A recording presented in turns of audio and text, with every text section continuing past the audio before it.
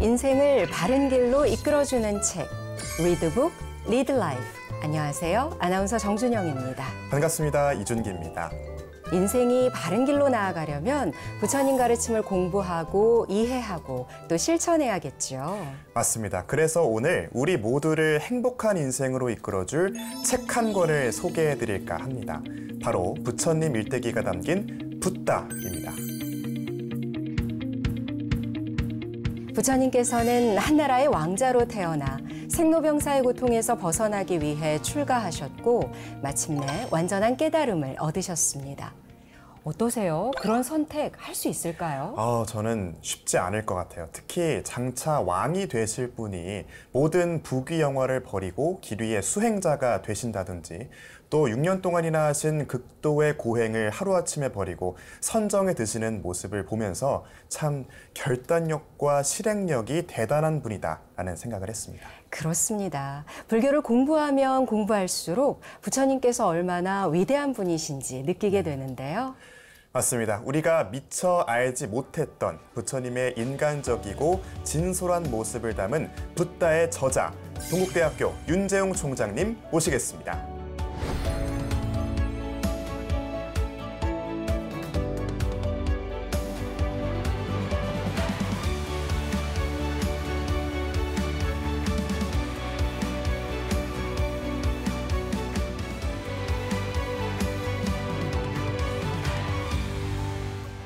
총장님 안녕하세요. 안녕하세요. 반갑습니다.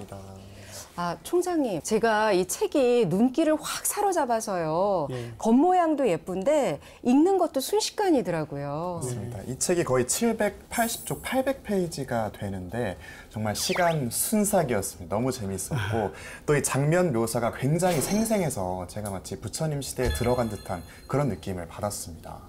어떤 점에 좀 주안점을 두셨어요? 저는 이제 사실은 지금 현재는 총장인데 이 책을 쓰게 된 것은 총장이 되기 전에 교수였을 때 이미 한 2년 전에 탈고가 됐어요. 만드는 과정이 좀 시간이 좀 걸려서 제가 총장이 되고 난 뒤에 이제 책이 나오게 됐지만 그때 평교수 있을 때였을 때도 이렇게 생각해 보면 부처님의 생애를 이렇게 제가 쓴다라고 하는 게 사실은 굉장히 좀 부담스러웠습니다.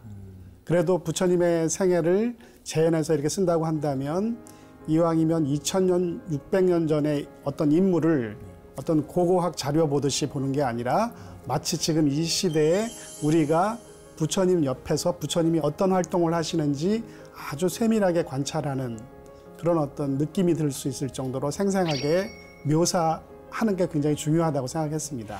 그리고 이 책이 불교 종립대학인 동국대학교에서 발간한 첫 번째 부처님 일대기라고 알고 있는데요. 그 의미를 좀 짚어주시죠.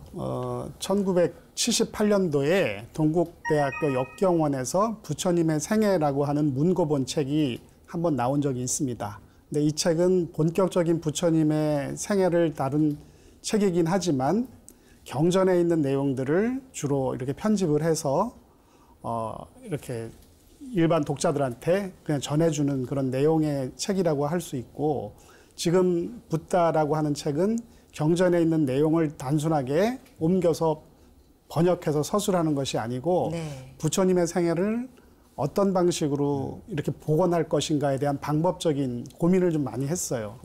그래서 생생하고 리얼하게 현대의 독자들에게 전하기 위해서 여러 가지 다양한 구성적인 특징이라든가 문학적 묘사의 방식이라든가 이런 것들을 좀 많이 가미를 해서 그냥 경전을 읽는 것이 아니고 문학작품을 읽는 것 같은 효과가 들게 했다라고 하는 점에서 새로운 부처님의 일대기라고 할 수 있겠습니다. 네. 총장님께서 지금 동국대학교에 몸담고 계시지만 동국대학교 출판부에서 나온 첫 번째 부처님 일대기라는 거 왜 그동안 이런 책이 없었을까 좀 아쉬우셨겠어요. 그럼요. 이제 부처님의 지상 명령에 의해서 세워진 학교죠. 동국대학교는 부처님의 가르침을 널리 홍보하기 위해서 지금서부터 118년 전에 세워진 학교지만 그동안의 역사를 쭉 돌아보면 부처님의 가르침을 정말 제대로 전했는가 하면 반성이 많이 되는 거죠. 제일 중요한 것은 부처님이 어떤 삶을 살았고 어떤 분이셨는지에 대한 그런 궁금증 같은 것들이 해소되지 않은 채 여러 가지 이제 뭐 불교학 개론을 배운다든가 여러 가지 다양한 뭐 이런 공부들을 그냥 했지만 정작 부처님의 일대기에 관해서는 동국대학교 출판부에서 나온 적이 한 번도 없었다라고 하는 점이 좀 안타까운 점이었습니다.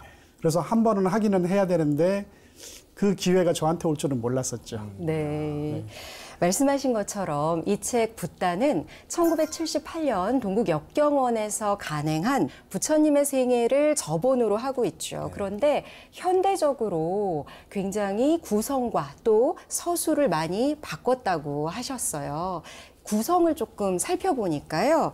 1부 열반의 길, 2부 깨달음의 길, 그리고 3부 전법의 길로 이루어져 있는데 첫 부분에 이렇게 부처님의 열반을 장중하고 감동적으로 넣으신 이유가 있겠죠. 예, 부처님이 지상에서 80년을 사셨잖아요.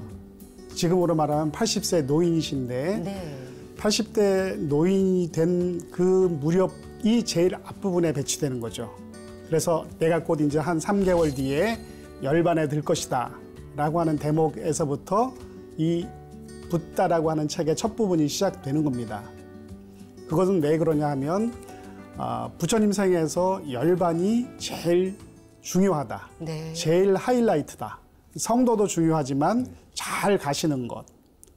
니르바나의 세계에 완전히 가셔서 다시는 윤회라고 하는 이런 생사고회의 윤회로부터 이렇게 반복하지 않는 삶이 굉장히 중요하다라고 하는 메시지가 부처님 사상에서 제일 중요하다고 저는 보는데 네. 제일 중요한 사건을 제일 앞에 배치하는 거죠. 근데 이게 스토리상으로 1, 2, 3, 4 가장 마지막에 일어난 사건임에도 불구하고 작가는 이거를 제일 앞에 배치할 수 있습니다. 네. 한 가지 이야기는 500만 가지 방식으로 얘기할 수 있다라고 하는 그런 정의가 있습니다. 헨리 제임스라고 하는 영국 소설가가 소설을 쓸 때 작가는 여러 가지 서사의 구성을 하는데 그게 500만 가지가 된다는 거예요. 전략적으로 가독성을 높이기 위해서 어떻게 하는 게 좋은지 작가는 그 전략을 짜는 사람인데 마찬가지로 이것도 그냥 단순하게 경전을 편연체적으로 이렇게 배열하는 것이라면 별 다른 붓다의 생애와 별 차이가 없었을 겁니다. 근데 이제 이 책은 부처님의 그 열반 부분을 제일 앞에 배치하는 이유는 우리가 불기 올해 2568년이라고 하지 않습니까? 네. 그러니까 불기가 어떤 뜻인지 일반인들이 잘 알지를 못해서 그걸 좀 강조하려고 한 겁니다. 불기는 부처님의 인멸을 기준으로 한다. 그래서 2568년이라고 하면 부처님이 인멸하신 지 2568년이 됐다. 그 인멸이 오늘날 우리에게 무슨 의미가 있는가를 좀 더 강조하기 위해서 부처님의 인멸 부분을 제일 앞부분에 이렇게 배치한 겁니다. 그리고 나서 다시 이제 처음으로 돌아가서 부처님이 태어나기 이전에 전생부터 이렇게 연차적으로 돼서 제일 마지막에 다시 열반의 뒤 끝부분이 이어져서 경전 결집까지. 경전 결집까지 이어지는 구성으로 돼 있습니다. 네, 그런데 여기서 잠깐 부처님 열반에 앞서서 비구니 스님들께서 인멸하시는 장면이 나오는데요. 그 장면 함께 보고 오겠습니다. 100년을 넘게 살아온 세월, 아무런 아쉬움도 후회도 없습니다. 이제 세존께 고하노니 아들 앞에서 아름다운 작별을 고하는 어미의 마음을 편안하게 받아주시옵소서. 세존이시여, 저는 이제 열반에 들고 싶습니다. 허락하여 주소서. 붓다는 곧다미 장로니가 세연이 다해 머지않아 작별해야 한다는 것을 알았다. 따뜻한 슬픔의 감정이 두 사람 사이에 잠시 일었다. 붓다는 침묵으로 곧다미의 열반을 승인했다. 네, 부처님과 작별 인사를 하는 모습 읽어보고 왔습니다. 부처님과 그 모습을 참아 볼 수 없어서 먼저 인멸하겠다는 우리 비구니 스님들의 모습들이 참 가슴 뭉클하고 찡했는데요. 이런 장면을 살리신 의도가 무엇인지 궁금합니다. 예, 사실은 젠더 문제를 좀 다루고 싶었습니다. 젠더 문제요. 예, 남성 여성 문제. 부처님도 인도 당대 그 사회 여러 가지 상황이라든가 분위기라든가 이런 거를 고려하시지 않을 수가 없었어요. 그렇군요. 그래서 굉장히 비구니 스님들이 되는 거를 여성들이 출가해서 비구니가 되는 거를 굉장히 처음에는 반대를 하셨다가 나중에는 결국은 받아들이셔요. 네, 3번을 거부하셨죠. 네, 3번을 받아들이시긴 하는데 그럼에도 불구하고 비구니 스님들하고 비구 스님들 사이에서는 여전히 차이가 많이 있었어요. 지켜야 될 이렇게 조항이 계율이 훨씬 많고 비구니들이 이제 좀 힘들었다. 그러니까 수행자들 사이에서도 남성과 여성 사이에 차별이 있었어요. 사실은 있었는데 이제 부처님이 인멸하실 때쯤 되니까 이제 그 비구니 스님들 중에 일부가 먼저 이렇게 찾아와서 내 아들 부처님이 먼저 인멸하기 전에 내가 먼저 인멸하는 것이 맞지 않느냐. 나는 아들이 먼저 세상 뜨는 것을 보지 못하겠다라고 하는 굉장히 세속적인 그런 가치가 거기에 드러납니다. 그래서 허락을 받습니다. 마하빠짜빠띠 왕비가 와서 이제 세존이시여 제가 먼저 인멸할 수 있도록 허락해 주십시오. 그러니까 실제로 허락을 하시고 부처님이 어떤 특별한 경전에 의하면 당부를 하십니다.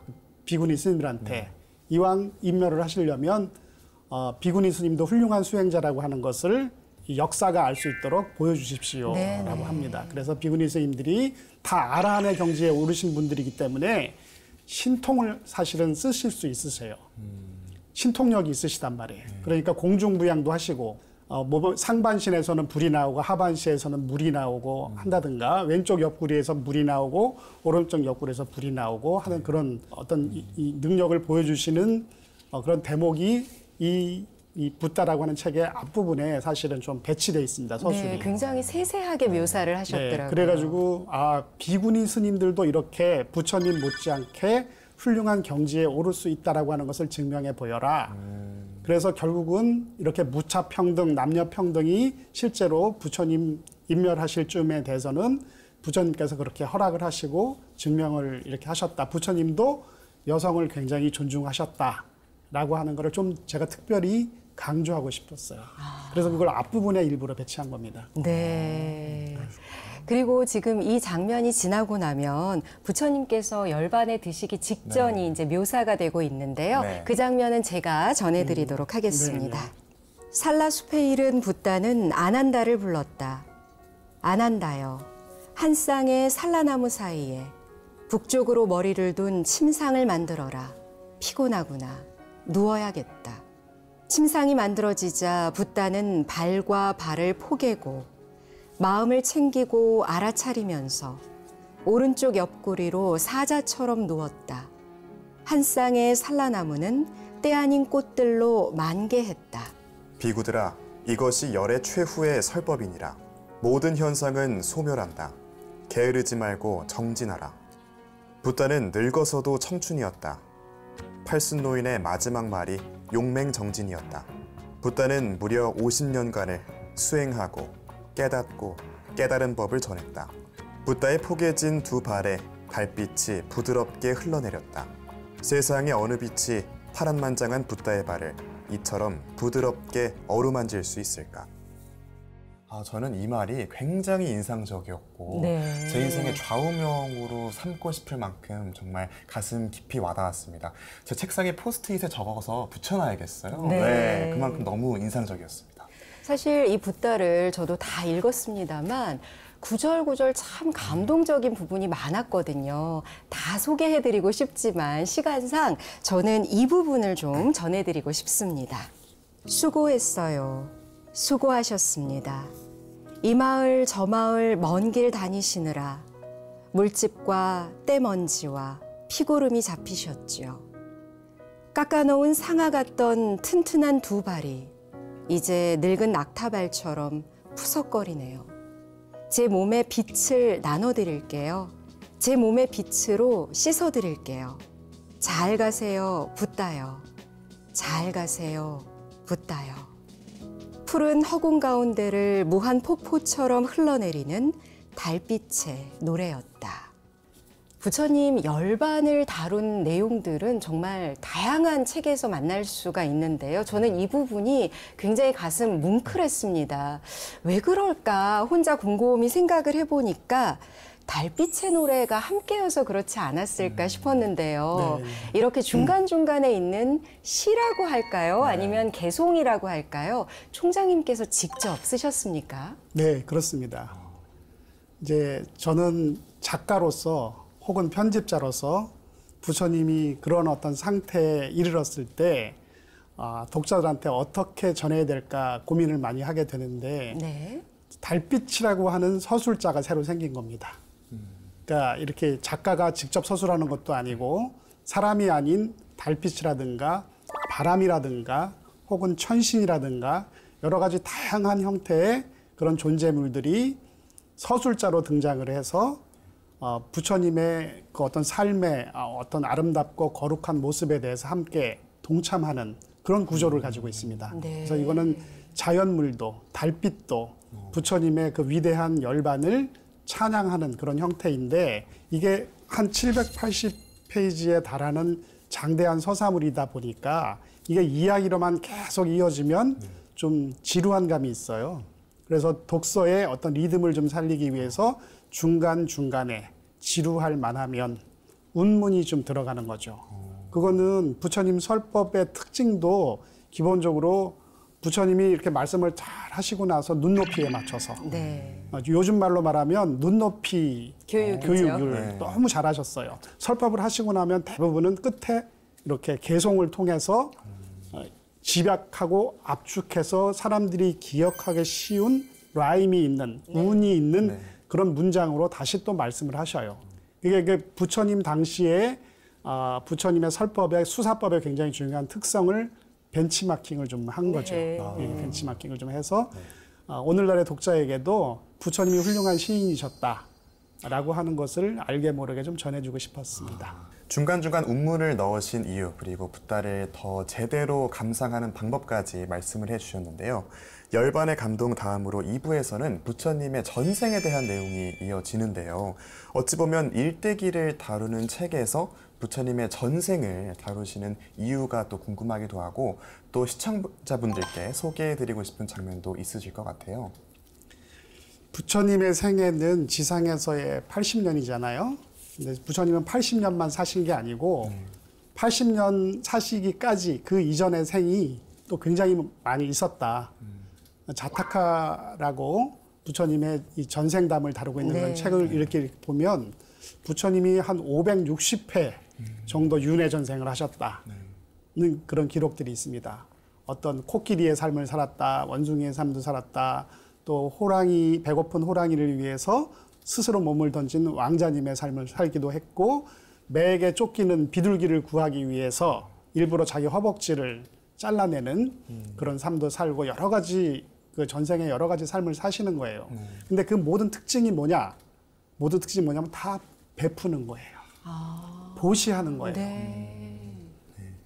그러니까 금생에서 성도를 하고 싶으면 보시를 먼저 하는 게 굉장히 중요하다라고 하는 메시지가 사실은 숨겨져 있는 거죠. 네. 나 혼자 참선해서 아라한이 돼서 깨달음을 얻는 게 중요한 게 아니고 아라한이 되는 과정에서도 사실은 보시의 공덕이 많이 있어야 된다라고 하는 것을 부처님의 전생담 배치를 통해서 사실은 그런 메시지를 주고 싶었던 거고, 그러니까 그런 전생에 그런 노력이 없이 금생에 절대로 깨달은 자가 되기 어렵다라고 하는 그 메시지가 있는 거죠. 세상에 공짜는 없는 거죠.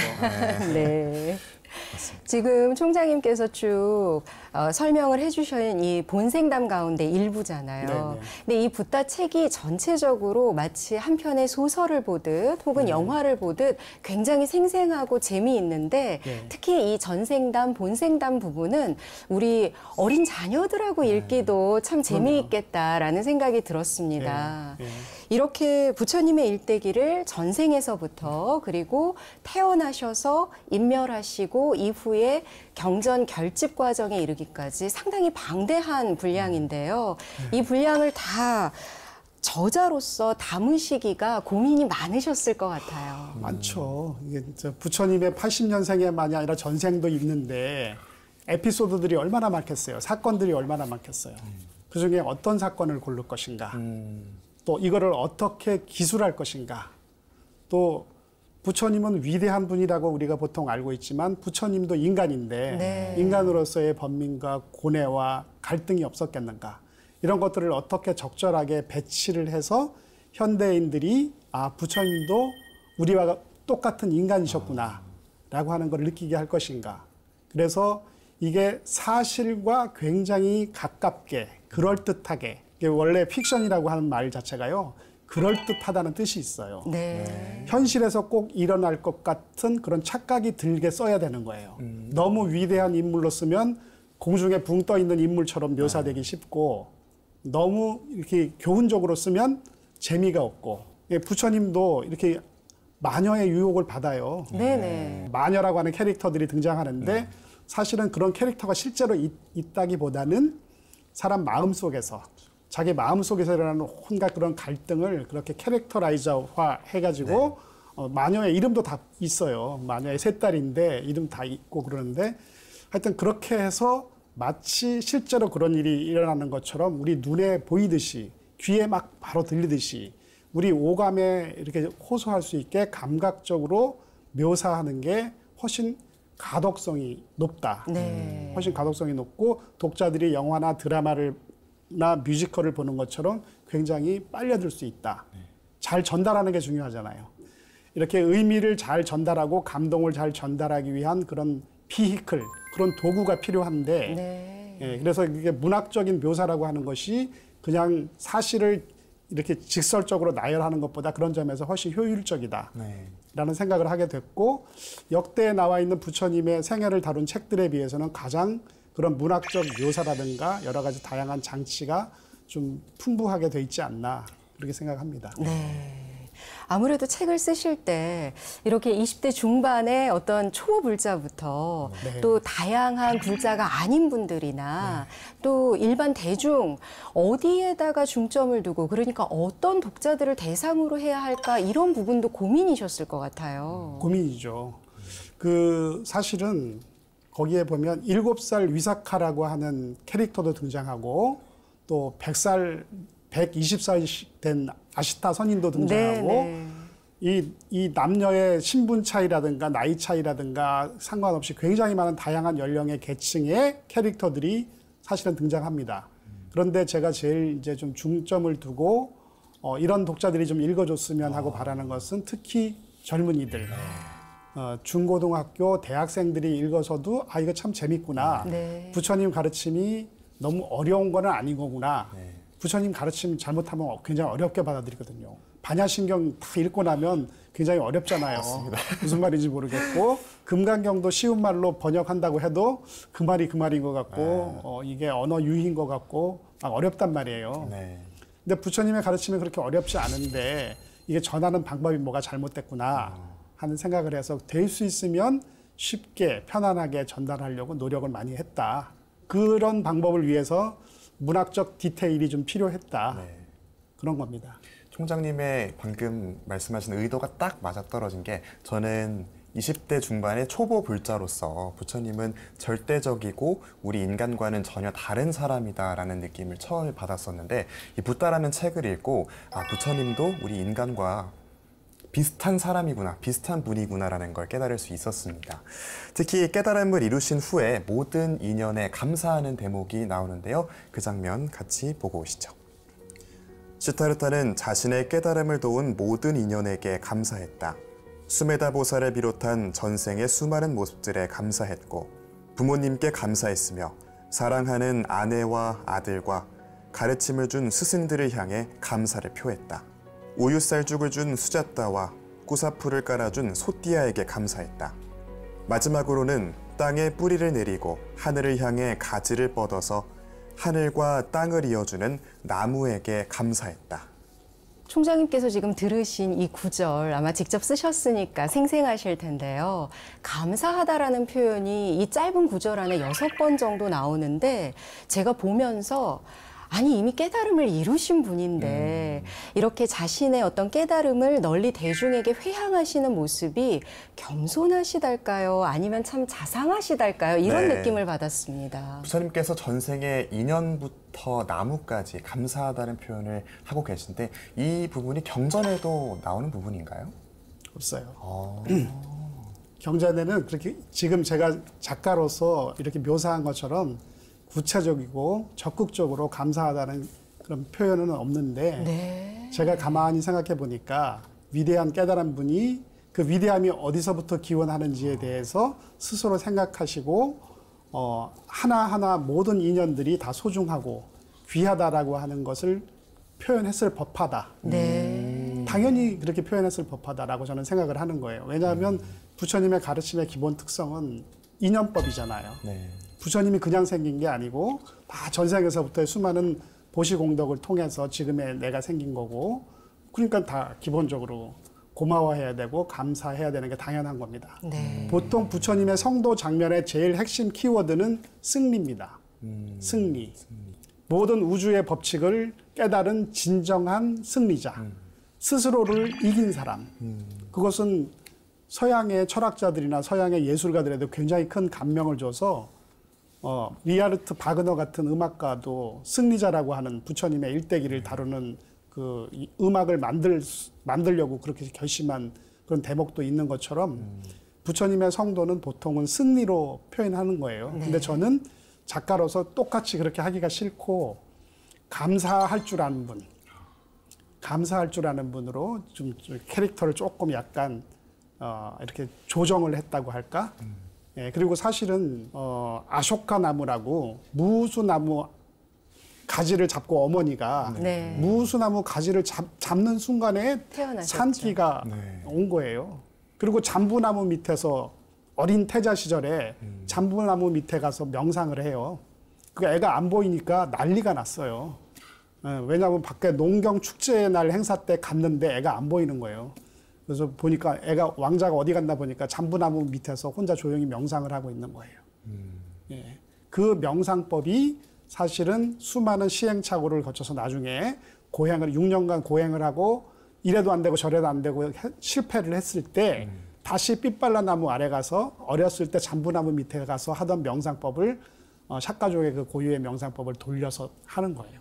그래가지고 사실은 깨닫게 되는데, 그러니까 아쇼카나무, 잠부나무, 삐빨라나무, 그다음에 돌아가실 때 찰나나무, 다 나무가 부처님 생에 굉장히 중요하게 관여해요.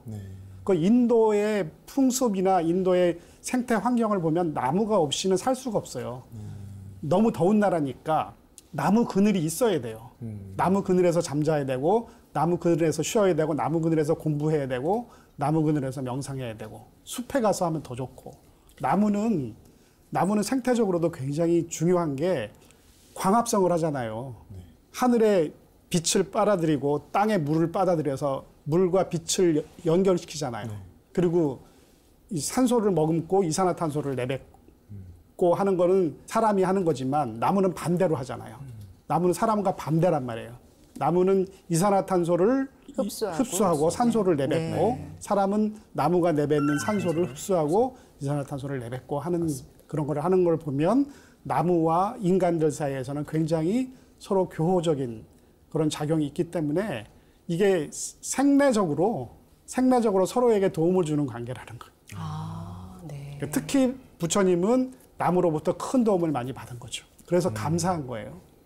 감사할 줄 알아야지. 살아있는 모든 것들에 감사한다는 표현이 그 안에 사실은 있는 거다. 이런 겁니다. 그러니까 위대한 성자도 최후의 승리자도 아주 사소한 것들에게 감사할 줄 알아야 된다. 부처님은 그러셨을 거다. 저는 그렇게 생각하는 겁니다. 네, 저도 마음속에 저장해 두었던 장면이 굉장히 많은데요. 그중에 한 대목 읽어보도록 하겠습니다. 야소다라여, 내가 왔습니다.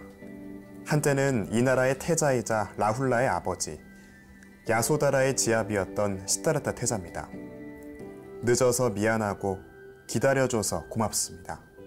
그 옛날 내게서 반지를 받았던 유일한 여인이여, 나는 뜻한 바를 모두 이루어 이제 마지막 승리자가 되었습니다. 야소다라여, 더 이상 마음의 아픈 티끌 때문에 괴로워하지 마세요. 그대가 괴롭지 않은 길을 내가 일러주려고 이렇게 먼 길을 오지 않았습니까? 네. 저는 부처님을 위대한 스승으로서 존경합니다만 사실 당신 아들에게 장애란 뜻의 라훌라라는 이름을 주셨고 또 깨달음을 위해서 가족을 뒤로하고 떠나셨잖아요. 어떤 인간적인 모습으로 볼 때는 좀 매정하시다라는 생각도 들었었는데 지금 준기 씨가 읽은 이 장면에서는 감동했어요. 아, 이렇게 따뜻하고 자상하게 이제 아내인 야소다라에게 말씀을 주시는구나 싶어서요. 그 이제 경전에 꼭 그렇게 있는 건 아닌데요. 오늘날 생각해 보면 부처님이 이렇게 말씀하셨을 법하다라고 해서 다시 재현해 본 거죠.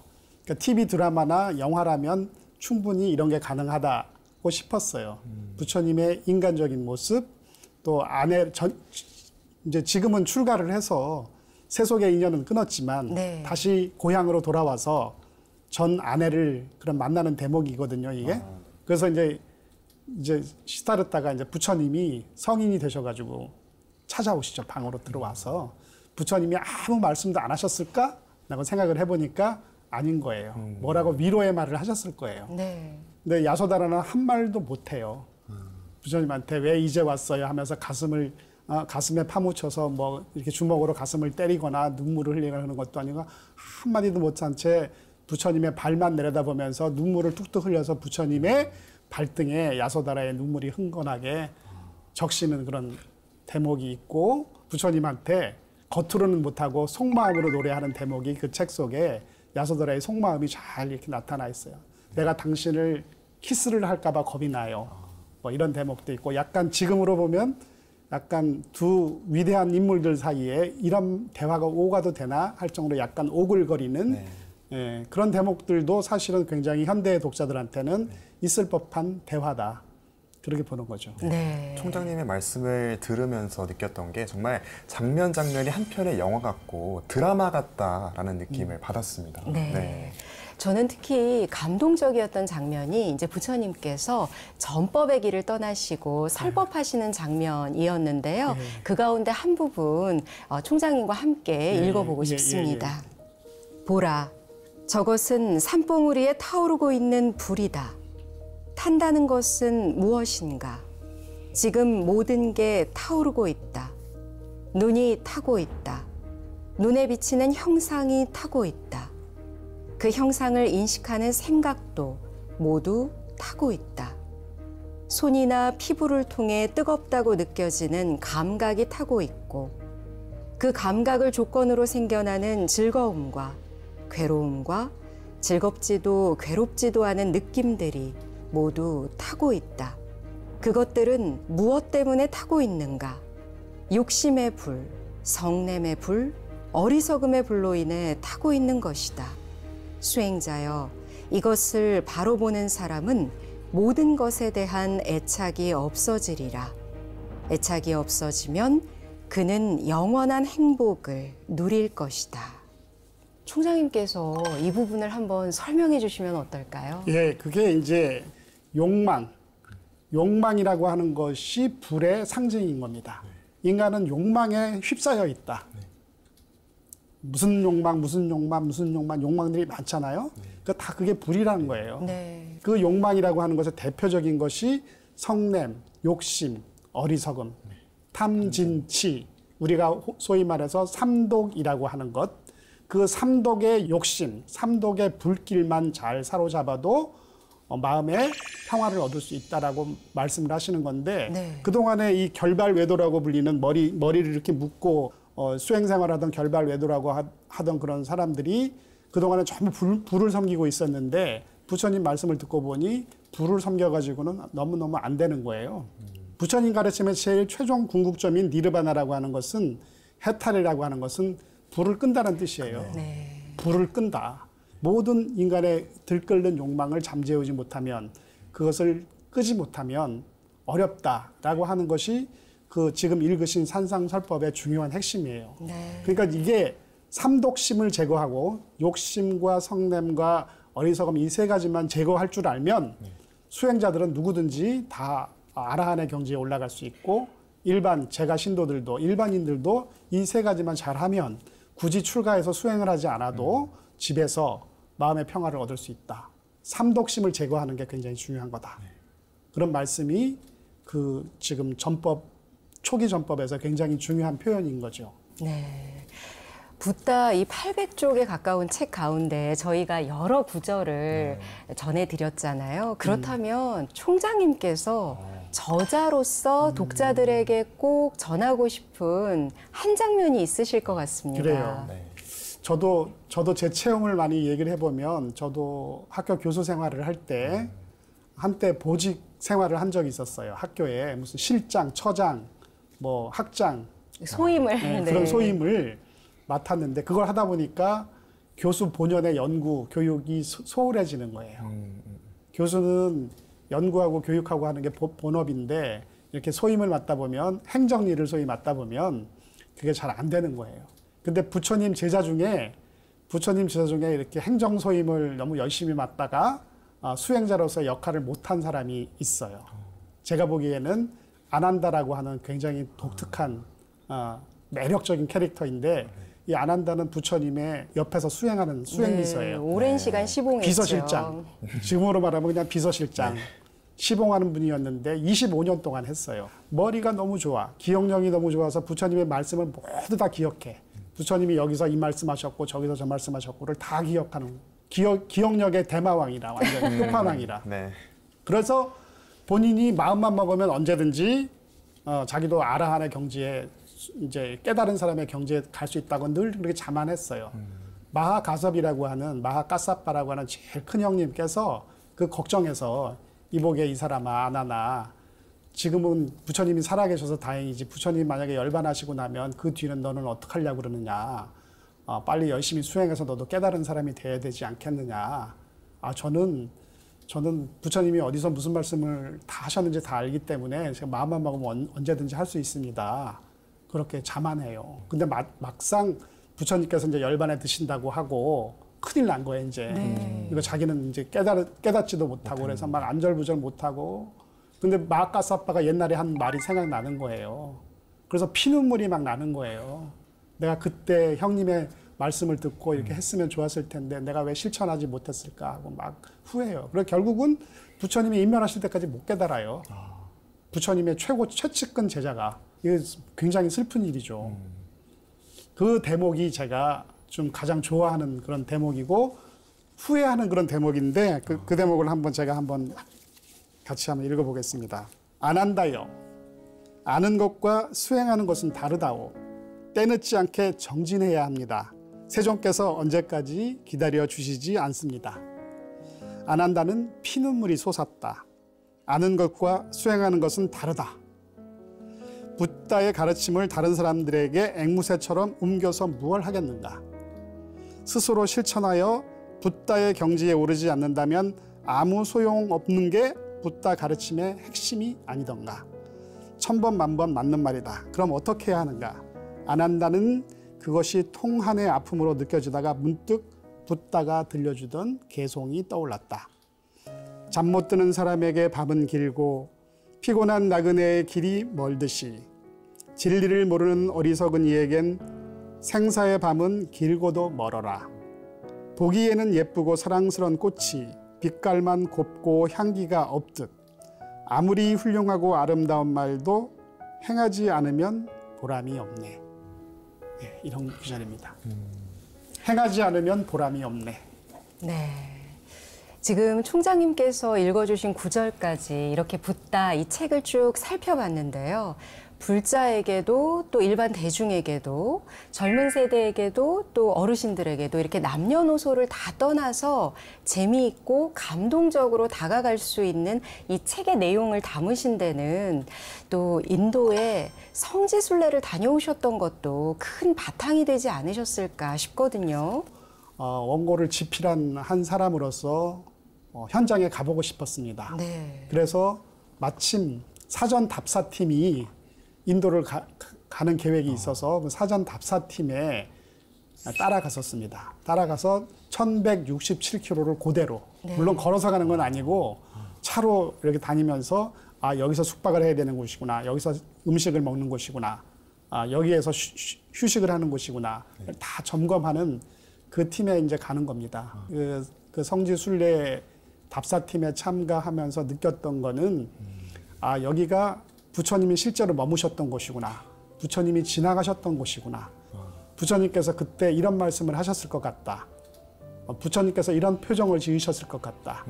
부처님께서 이런 분소일을 입고 이렇게 걸음을 걸으셨을 것 같다. 나는 지금 신발을 신고 있지만 부처님께서는 맨발로 돌투성이를 밟으면서 이렇게 조심조심 이렇게 걸어가셨을 것 같다.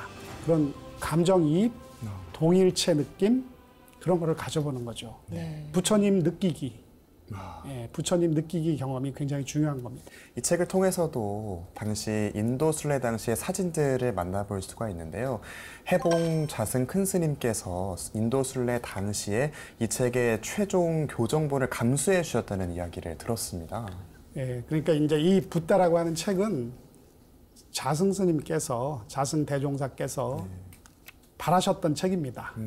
우리 정말 좀 읽을 만한 부처님 일대기가 좀 있었으면 좋겠다는 그런 어떤 발언이 늘 있으셨고, 이왕이면 동국대 출판부에서 나오면 어떻겠느냐라고 하는 말씀이 있으셨고, 여러 논의 끝에 제가 대표 필진으로 참여를 해서 처음에는 그렇게 시작을 했어요.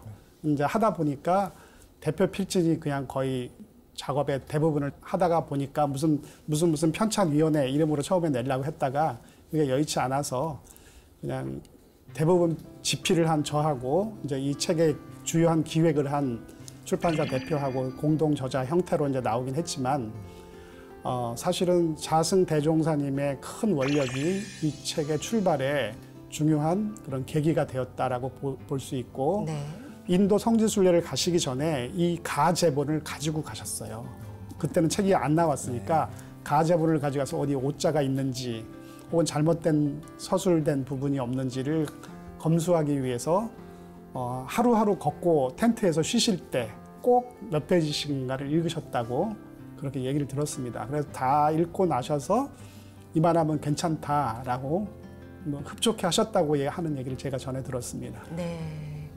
지금 말씀해 주신 것처럼 그렇게 큰 원력을 바탕으로 해서 정말 많은 분들의 노력이 모여서 붓다라는 책이 대중을 만날 수 있었는데요.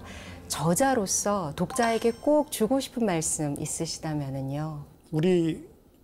우리나라 불교를 대승불교라고 하고, 대승불교의 주요 강령을 이제 상구보리 하와 중생이라고 하는 말로 많이 표현을 해요. 네. 위로는 깨달음을 구하고 아래로는 많은 사람들을 행복하게 해준다라고 하는 그런 뜻인데, 이게 문법 구조를 잘 보면 이게 전제 조건이 있는 것처럼 해석을 하면 굉장히 안 되겠다라고 하는 생각을 하는 거예요. 그러니까 상구보리가 안 되면 하와중생을 할 수 없다라고 하는 생각을 하면 안 된다는 거예요. 그러니까 내가 뭐 깨달은 게 있어야지 전하지 않겠느냐라고 하는 생각을 사람들은 이제 흔히 수행자들은 그렇게 하기 쉬운데, 네. 그래서 깨달을 때까지 계속 20년, 30년 수행에만 전념하시잖아요. 그 자체가 나쁘다는 건 아닌데, 부처님 일대기를 전부 이렇게 보면 부처님은 수행에만 전념하신 게 아니고, 제가 전생 얘기를 했잖아요. 전생에 엄청나게 많은 보시공덕을 쌓으셨어요. 선근을 심고 공덕을 쌓고 그다음에 베풀어서 나눠주시는 일을 많이 하신 거예요. 그래서 중요한 거는 불자로서 어떻게 사는 게 중요한가, 부처님의 생애를 이렇게 쭉 보면서 보시공덕이 굉장히 중요한구나, 베풀면서 사는 게 굉장히 중요한 거구나.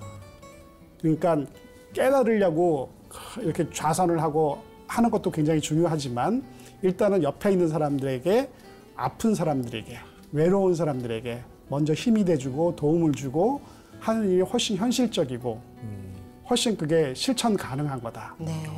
그래, 그렇게 이렇게 선한 마음들이, 선한 행위들이 이렇게 쌓여야 깨닫기가 훨씬 쉽지 않나 하는 그런 제가 제 나름대로의 어떤 그 생각이 굳건해지는 그런 계기가 되었다고 봐요. 그래서 저는 모토가 착하게 살자.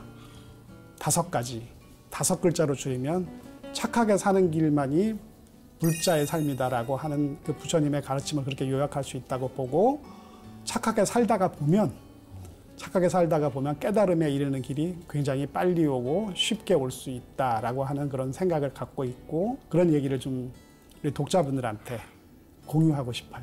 네. 또 동국대학교 이야기를 안 할 수가 없겠는데요. 동국대학교가 한국불교 선지식들이 건립하신 불교 종립학교이지 않습니까? 근데 부처님의 정신을 시대에 맞게 발전시키기 위해서 많은 노력을 하고 계신데 총장님께서 동국대학교 총장님으로서 또 붓다의 저자로서 어떤 발언을 갖고 계신지 궁금합니다. 그러니까 동국대학교 학생들은 기본적으로 착한 학생들이 됐으면 좋겠다. 즉 다시 말해서 육바라밀을 잘 실천할 수 있는 보시, 지계, 인욕, 정진, 선정, 지혜 이 6개만 잘해도 다들 훌륭한 인품으로 사회에 기여할 수 있는 그런 사람들이 될 수 있는 거예요. 근데 이것들을 종교의 틀 안에서 해석하지 말고 학문의 틀 안에서 녹이는 거죠. 네. 보시는 학문적으로 어떻게 변형이 가능하고 지계는 어떻게 적용이 가능하고 인욕은 어떤 식으로 우리가 바꿀 수 있고 정진 같은 경우는 연구 열심히 하고 공부 열심히 한다는 것만이 정진이 아니고 그야말로 어떠한 고난에도 불구하고 백척간두에서 진일보할 수 있는 그런 결단력과 그런 패기와 그런 결기와 마음의 힘줄, 정신의 근육 이런 것들이 튼튼한 그런 학생들이 되고 그런 어떤 튼튼한 어떤 몸의 기초 위에서 이렇게 지성을 잘 가동시키면 네. 훨씬 효과가 뛰어나지 않을까 그런 생각을 하고 있습니다. 네. 오늘 이렇게 총장님께서 많은 말씀을 주셨는데요. 특히나 발언하시는 부분 꼭 이루실 수 있기를 저희도 함께 기원하겠습니다. 오늘 귀한 말씀 나눠주셔서 감사합니다. 네, 감사합니다. 인생을 바른 길로 이끌어주는 책 Read the Book, Lead Life. 부처님에 대한 이야기를 나누다 보니까 벌써 시간이 훌쩍 지나갔네요. 맞습니다. 제가 존경하고 사랑하는 우리 부처님의 다양한 모습에 대해 보다 깊이 있게 알게 된 것 같아 정말 큰 공부가 되었고요. 여러분도 이 붓다라는 책을 통해서 부처님께 좀 더 가까이 다가가셨으면 좋겠습니다. 네, 이 책을 통해서 우리 모두가 부처님의 지혜와 자비를 실천하는 멋진 불제자가 되길 발언하면서 인사드리겠습니다. 함께해 주셔서 고맙습니다. Read the book, Lead Life. 여러분 행복하세요. 시청자 여러분, 부처님은 어디 계십니까? 2600년 전에 이 지상에서 살다가 지금은 흔적도 없이 사라지셨습니다. 그러나 부처님의 육신 생명은 없다고 하더라도 부처님의 정신 생명은 오래도록 살아서 우리들의 마음속에, 우리들의 생활 속에 언제나 함께하고 계십니다. 특히 붓다라고 하는 이 책 속에 부처님의 생생한 모습들이 다양한 방식으로 우리 곁에 가까이 다가오고 있습니다. 평생을 두고 머리맡에 가까이 두고 오래도록 함께 읽어주시면 감사하겠습니다. 고맙습니다.